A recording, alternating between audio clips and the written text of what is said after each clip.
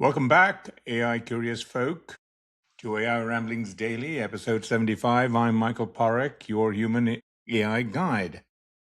Lots again, as usual, to go through here on a Wednesday, and let me give you up on what's on deck. Today's theme is Anthropic. The Pepsi is turning into Coke. The race is now tight, and Anthropic, as expected, this week seems to have taken the lead over OpenAI on revenue, and we'll get into all the details. But there is a broader theme here in terms of these kinds of races. And oftentimes, when the media and investors are looking at this, they tend to look at this as a zero-sum game. But the AI tech wave, as I've emphasized many times, both on AI Reset to Zero on the Substack and on this podcast, we are in early days. 4 years into the ChatGPT moment for chatbots, but we're now on to AI reasoning and AI agents along the long road on AI functionality, all the way to that mythical AGI in the distance that all the AI gurus debate about when it will be here and what it will look like, and is it going to be good, is it going to be bad, something in the middle. But while we're doing that, the companies are basically executing, and Anthropic has been the proverbial hare to the proverbial turtle, I should say, to the hare, which is OpenAI. And that momentum is continuing. So let's go through the three things that have been going on the Anthropic side that kind of underlines this accomplishment of crossing them around the lap. And this is still a marathon, not a sprint. So Anthropic, number one, the Wall Street Journal reported that Anthropic seems to have crossed OpenAI in revenues. Last week, I talked about how the founder CEO of Anthropic, Dario Amodei, said, hey, it looks like we're continuing our pace of growth of 10x in revenues almost every few months, which I'll remind you, it's not sustainable. But he's basically saying, he said that if we had the data center capacity, the compute, we could grow 50 times, 70 times, 80 times is the number he mentioned. Anyway, it looks like they crossed a number that would take them to over $50 billion by June this year, which is about the time that Elon Musk is planning to get his SpaceX XAI out into the public markets. And obviously, Anthropic and OpenAI are in their own race to do their own IPOs by the end of the year. We've talked a lot about that here on the podcast and on Substack. But this is a milestone, and so we'll take it and we'll record it as a momentum thing. Obviously, OpenAI realized that they were focusing on too many things, and I wrote a big post about this a few weeks ago where they said, okay, we're no more side quests. We're going to focus on the enterprise market. We're going to focus on the coding market, where Anthropic's Claude Code and Claude Cowork, which is the version of the Claude Code software for the regular folks like us here. And that is what is continuing the momentum, basically the enterprise focus. And OpenAI's Codex is actually not too far behind, and they're aggressively also ramping up their revenues as well. But remember, they had a huge amount of work to do navigating renegotiating, I should say, their agreement with Microsoft, which had provided them with $13 billion of initial capital that gave them the initial oomph and the headroom to race ahead of Anthropic. And that is now behind them. They just finished redoing that agreement, and now they're running hard. So let's see. I mean, it's a few more months to go before there's any kind of an IPO. So the race continues. And of course, the media and Wall Street will be paying keen attention. So that's item number one on the news flow. The second is Anthropic, while they were getting ready everything for their IPO, they did raise more capital. They raised 50 or so more billion dollars at a valuation of 950 billion. So that is on the threshold of the $1 trillion mark, which everyone has been waiting breathtakingly. And we'll see. I mean, both of these companies now have enough momentum and investor enthusiasm around the world to see valuations of $1 trillion. But remember, these things are just nominal numbers. They move along, and they're on traditional valuation metrics, they're going to be relatively high, multiples of revenue. So, and these companies are not going to show profits anytime soon, given that they're going to be continuing to aggressively build multi-gigawatts of data centers. And remember, every gigawatt of data center build is a $50 billion number. That is the con to the pro of what I'm discussing today. The third thing they did today, Anthropic, is they bought a software tool company, relatively small purchase, 300 million, a company called Stainless.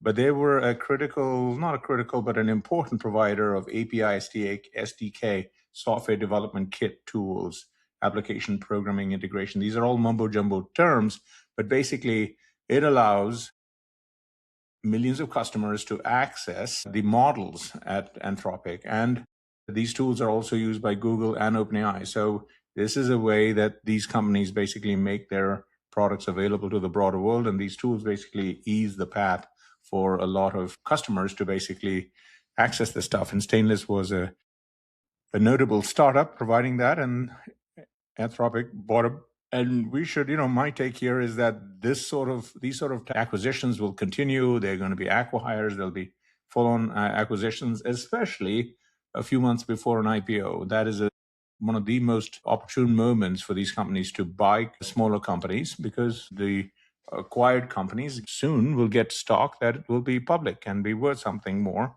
than if they were to remain private for a long time.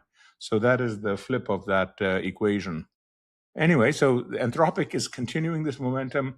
This race will go on. The core take I want to leave you with on this whole Anthropic takes the lead momentum is that this is still not a zero-sum game. This race is anyone's to take, and OpenAI can absolutely take the lead again. There's a lot of headroom. There's a lot of innovation. Both companies have new versions of their models.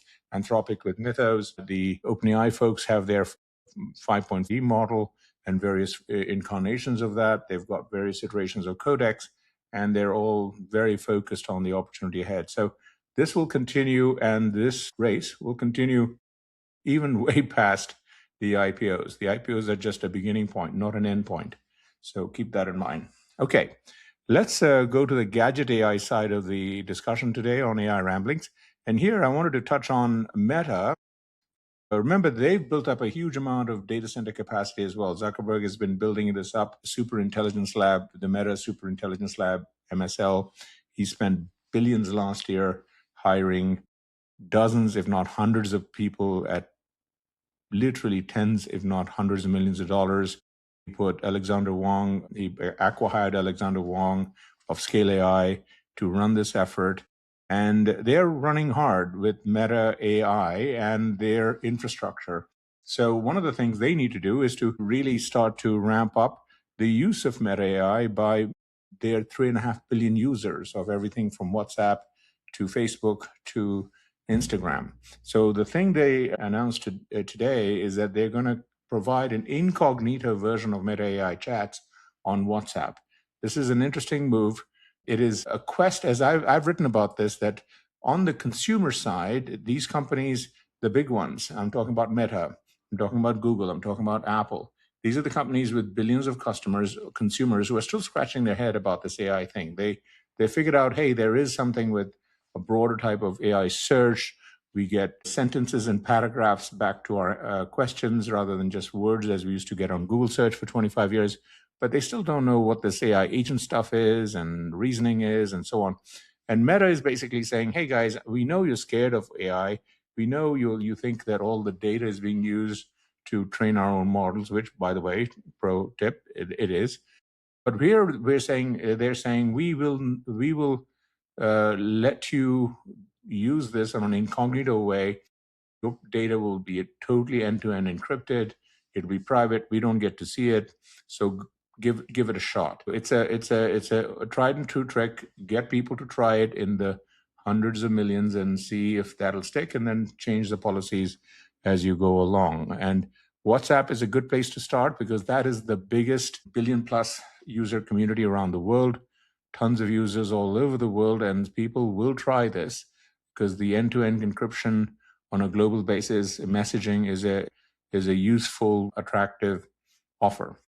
We'll see how it goes. We'll see how Meta rolls this out. But I wanted to highlight that because it will be something that will have to be matched, if it's successful, by Google and Apple, and I would not be surprised if they do that as well. In fact, I would have expected them to do them anyway, as and when they're ready to announce their things. And remember, Google has their big developer conference, the I/O conference, next week on the 19th and the 20th, and Apple has their developer WWDC conference coming up June 8th. So a lot more to come. So Meta is just trying to get a little bit ahead of the whole consumer AI opportunity for chat, and smart move by Mark Zuckerberg. The questions of the day, I'm going to tie them again to a Gadget AI item I just discussed.